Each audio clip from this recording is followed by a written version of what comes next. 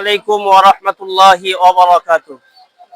ইন্নাল হামদালিল্লাহ ওয়া সলাতু ওয়া সালামু আলা রাসূলিল্লাহ। কাছে কিংবা দূরে, দেশে কিংবা প্রবাসে, যে যেখান থেকে আমাদেরকে দেখছেন এবং শুনছেন, সবাইকে আন্তরিক ধন্যবাদ এবং মোবারকবাদ জানাচ্ছি।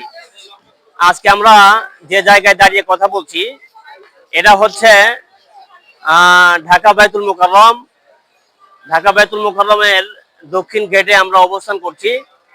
এখানে মূলত রবিউল আউয়াল মাস উপলক্ষে ইসলামী বইমেলা শুরু হয়েছে অনেক আগে থেকেই, এখনো চলছে, এখনো চলমান।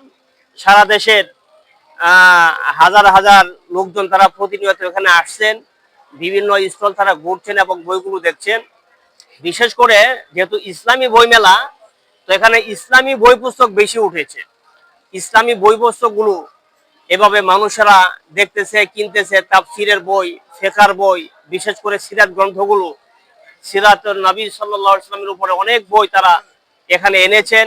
আর রাহিকুল মাখতুম, সিরাত ইবনে হিশাম সহ এভাবে রাসূল করিম সাল্লাল্লাহু আলাইহি ওয়াসাল্লামের অনেক সিরাত গ্রন্থ এখানে রয়েছে।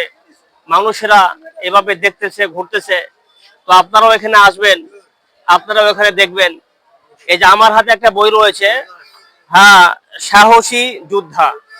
সাহসী যোদ্ধা একটা বই আমাদের মাকতাবাতুত তাকওয়া এই স্টল থেকে আমরা সংগ্রহ করলাম। তো এই সমস্ত অসংখ্য বই, এই যে আরেকটা বই এখানে দেখতে পাচ্ছি আল্লামা সাইদুর রহমাতুল্লাহ আলাইহির, হ্যাঁ, এখানে ইসলামী বইমেলা ফাহিম, হ্যাঁ, বুক ডিপু, ওনারা এই সমস্ত ভালো ভালো বইগুলো ওনারা এখানে এনেছেন।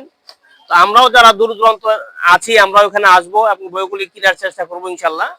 আর বই আসলে আমাদের সংগ্রহে রাখা দরকার। আমি একজন মুসলমান, অথচ আমার কাছে একটা সিরাত গ্রন্থ থাকবে না, একটা তাফসীরের কিতাব থাকবে না, হাদিসের একটা বই আমার কাছে থাকবে না, আমি কোন ধরনের মুসলমান? এটা তো আসলে মানে অনুচিত। তো যাই হোক, এই বই মেলা থেকে আপনারা অল্প পয়সায়, অল্প টাকায়, অল্প খরচে আপনারা এখানে আসবেন, বইগুলি কিনবেন। এই মেসেজটুকুন দেশবাসীর উদ্দেশ্যে দিয়ে আমাদের সংক্ষিপ্ত কথা শেষ করছি। আসসালামু আলাইকুম ওয়া রাহমাতুল্লাহি ওয়া বারাকাতুহু।